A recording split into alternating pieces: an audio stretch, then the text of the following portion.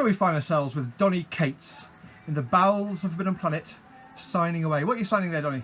I'm signing Thanos wins. And he does, doesn't he? Makes a nice change. He sure does. Yeah. He does do that. Although we have been noticing you got Thanos Legacy out.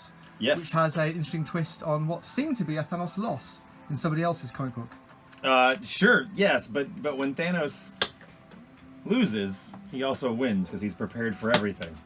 So the title still holds truth. I couldn't allow Jerry to take that away from us. Well, I mean, there's all sorts of things in that title, Thanos Legacy. Uh-huh. I notice Cosmic Ghost Rider appears to be literally pissing on it. yeah. Well, you know, that's what happens to dictators. You know, dictators when they become deposed, they oftentimes don't have great endings to their stories. You know, and so what was supposed to, you're not going to throw a parade for him, right? He's not a good person. Now, you've had a fun year, haven't you? I have. Danny? Yes, I have. It's been pretty good the last year and a bit. Yeah. It's lots of books, lots of big books from Marvel, lots of big books from Images, lots of sellouts, books from all over the place by the sound of it as well. You seem to have a comic book with pretty much every creator and publisher out there, and a bunch of stuff at Marvel. When do you sleep? Oh, who needs that? No, it seems like, I think it seems like I'm writing more than I actually am, just because of things get released on a schedule that makes it look like I am actually writing 9 or 10 books at once, but that's not true, honestly. And also you can write pages like page 6, Thanos hits Galactus, and then page 7, something else. You're fine. It's all pretty easy, yeah. No, I mean, and it all kind of just, it stacks up on itself, but Thanos was only 6 issues. My Doctor Strange run was only, I think all told 12 issues, something like that. So it's not like I've had big, massive runs or anything. So generally speaking, by the time, like Cosmic Ghost Rider, I think the 3rd issue comes out the next week or something like that. And I've been done writing that for a month or so now, you know? So it just looks like I'm writing more than I am. Maybe it's all the prints, because it seems to have 3, 2nd print, 3rd print, 4th print. Everything seems to keep coming out so many times the same issue that people get confused. Yeah, sure. It's a not a bad problem, I suppose. Yeah. What are the problems that come with being the latest hot property with attention on you on this kind of thing? Are you finding any issues with that? Well, the stress that comes along with the word latest, you know.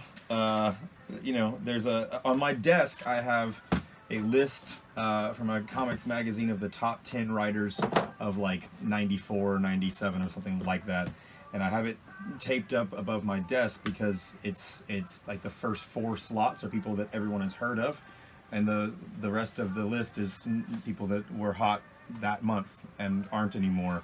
So it's a constant reminder every time that I get, a big fun book or I get a lot of attention for a project that this could all be very fleeting if I don't do my job right, you know? So do you have any models or people who you actually look forward to? You think, that's the career model I wish to go for?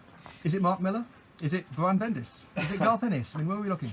I don't know. I don't know that I've ever given it that much thought, honestly. I want to tell the stories that I'm interested in telling and do it, in the style that I want to do it. Jason Aaron's the writer that I probably look up to the most. But, Jason's, I don't know, everyone's path is so different. Certainly, Mark has a pretty cool path, but I don't know that anyone's ever going to be able to do that path again. Same with Jason, the same with Brian. So I suppose that whatever path I end up doing will be the Donny Cates path, and I hope that it is at the very least a long one, you know? Do you have any specific kind of genre that you want to find yourself specialising in? I mean, I'm looking at someone like, say, Garth Ennis, who basically really wants to write war stories, and will do any superhero story that will let him do a war story in the long run. Is there anything that you look for and think, actually, that is what I really want to be writing? No, not particularly. I've been able to be I've been able to explore things that I've gotten interested in as they've kind of come up. Obviously, I explore similar themes in a lot of my books. I'm constantly trying to kind of figure out the idea of God in all of my books. I think because I grew up in a place like Texas where it's so prevalent, but the house that I grew up in, it very much was not. know that I'm ever gonna find the answers to those things, but Jeff Shaw, who's around here somewhere hiding, is there. Hi, say hi, Jeff.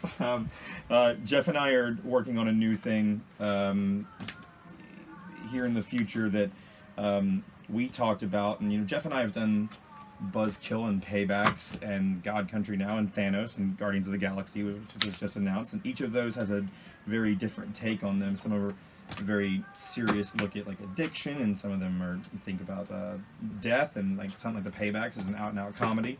And Jeff and I kind of realized that we had never really done anything that's about love. We'd never really done a romance book. So that's something that we've been interested in lately, and because we're both such bleeding hearts. So it's just I've been fortunate to where I've always kind of had a book on my plate to deal with whatever I'm kind of going through at the moment. Doctor Strange, when I had that, I was kind of going through a lot of personal things, and certainly going through a lot of them right now, and I get to explore them through Venom and through Guardians. So I don't know.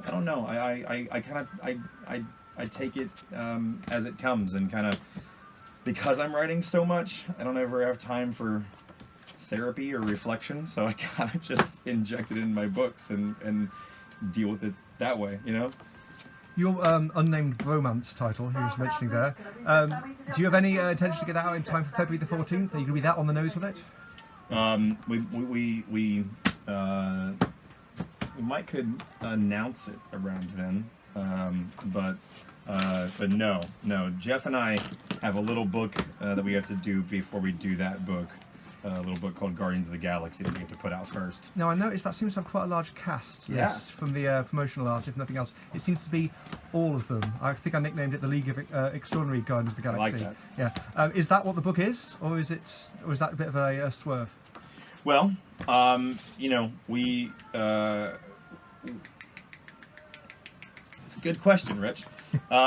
We are not going to reveal who the actual lineup for our Guardians is for a long time. Not for a long time. The first issue comes out in January, and people will not know who the team is until the end of that issue. So we're going to try and keep people on their toes until then. Very nice. But there's characters on that spread that that I'm very, very, very fond of. So I would love to hear in the comments section who you want to see. Will you, by any chance, take people's views into account, or is it just far too late for that? Absolutely not. I sure won't. It's my book. It's not their book. Very glad to hear that. Well, it's your book, like joint between the both of you, surely. Yeah. That's one of the coolest. Honestly, one of the coolest things about my time at Marvel so far has been the ability that I've been very blessed. I've got to work with all my friends. Thanos was the first book that I got hired to do over there, and I got to do it with Jeff. And so I think the book is better because Jeff and I are such good friends, and we can get on the phone and talk and work things out. So that when Guardians started to get off the ground, and I kind of knew that it was going to be my next big project, and when we knew that Jeff was available and could do it, Jeff and I just talked on the phone and were able to beat it all out. And Jeff has characters that he loves to draw in the cosmic space, and I certainly have ones that I love to write or that I've never written before and have always wanted to. And so the team is kind of a mashup of Jeff and I just wanting to go and play in Marvel space, And I guess you haven't put every single character in the Guardians of the Galaxy in every single issue just because of Jeff, because that would be, he's not George Perez after all. He has a soul. He has to have time to do things, I'm guessing. He added characters to that spread. I think when Marvel and I put together the idea for that double-page promo, I listed maybe 20. Should I wait for this announcement to be over? They're announcing my signing. I think I put like 20 characters or so on there, and when Jeff turned it in, he had added like 15 to it because he's a maniac. He's right there. Is that true? Are you just add? Where did you get them from? Did you just want to add every single Guardian you could find, or did you leave anyone out? I wanted to add as much mystery to the question. Yeah, he definitely added a bunch of characters that are complete red herrings. Yeah. And then he put a dog right up front, because I'm known as a bit of a dog killer sometimes. You have killed 2 in Marvel. I've killed three, as a matter of fact. Who's No the one third? ever talks about the fact that in Thanos Wins, Thanos kept a dog that was the Hulk. And I Some of us have got work to do. and I killed that dog too. Okay, so who else is out there for you? Do you think? I'm just thinking. Any other dogs you'd like to kill off at some point? I don't know. I was thinking about what I guess the pet Avengers are pretty open. I mean, Cosmo, certainly has his moment coming. I'm thinking of the one that was in the old Spider-Man and His Amazing Friends cartoons, the one that Aunt May used to have. Sure. Kicking around the place. Yeah. Well, you know what? It's a worldwide exclusive. Right now, he died off panel, Okay. so we'll add that one to my list as well. So what has 2019 got for you? You've got your, as you're talking about your Guardians of the Galaxy, you've got your bromance book possibly being announced. Don't start calling it a romance book. It's got a lot What more should I to call it it? What should than I that. call it? Don't call it anything. Don't call it anything. Forget I ever even said anything Okay, about I it. will not mention it anywhere or put it on YouTube. Yeah, Fine. sure you won't. Yeah, much more Venom. Our one shot of Carnage that we're doing is something that people should really pay attention to, and that's not me just blowing smoke. It's gonna really lay out a lot of our Venom plans for 2019. I have to say, it's a good time to be writing Venom right now with what the film coming out, but also the huge attention that's gone to the character because of the work you've been doing. So if you notice on the Bleeding Cool bestseller list, it was a Venom 1 and 2. I saw that. Yours up top, Yeah, that's good. I saw that. But yeah, it's there's an awful lot of people just loving Venom again. Why? Is it just the film? What else is there? I don't know. I've loved him my entire life, and I think that people think that I don't mean that. I literally know you do. I literally grew up. I mean, it's one of the first books that I ever read as a kid. I made sculptures of him as a kid that I've put pictures up of online. And so, you know what I think it is? On the comic book side, I can't speak to the film and everything. I think that everything goes in cycles, and I think that it's a real good time to be a 90s comic book fan. Because certainly that's the era that I kind of came of age in, and I love all the 90s stuff. But also, I think on the comic itself, I think it really has a lot to do with Ryan Stegman and Ryan's ownership of the title that he's taken and the passion that he sees. I think that readers can always tell when a creative team is having a really great time. And Ryan and I, we always knew of each other.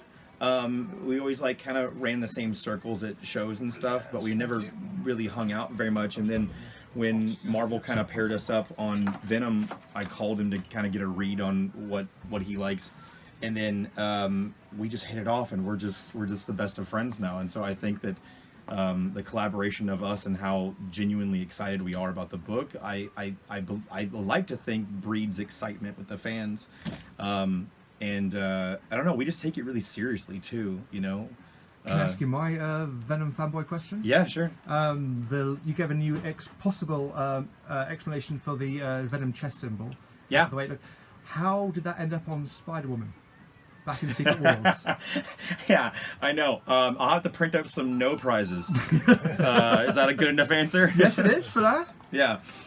But obviously, the idea is that maybe there's someone who's, a 12-year-old kid who's reading that, watching this, and is thinking, no, I know the answer. Yeah, and, that's 10 years time. Yeah, well, that really is what my Venom run is about. Is I had all these questions as a kid about where the symbiote comes from and where Eddie, what his backstory is, and all these things, and what the symbiote really and truly is, and all these things. And it's the most surreal feeling, and I've said this other places, but it's the most surreal feeling that all of those questions that this 9-year-old kid in Texas had would eventually be answered, but they would just be answered by me. I would be the one to do all that. It's wild. It's really fun. It's quite an honor, honestly. Well, I know you've got a signing to go to and things more to sign. 2019, what else? You mentioned Venom. What else is big for you? Venom and Guardians, more Marvel Knights things. There's another dream Marvel book that I've always wanted to do that will be talking about more later next. Power pachyderms, isn't it? It has to be power pachyderms. Yeah. So we'll talk about that more next year. Probably 2 new creator-owned books, more Baby Teeth, more Redneck, and possibly some other non-comic book announcements as well. And you're signing now in Forbidden Planet in just like a few minutes. You're doing a few other things in the next few days as well. I am. Where are you? I'm here right now, and then tomorrow Jeff and I go to Dublin.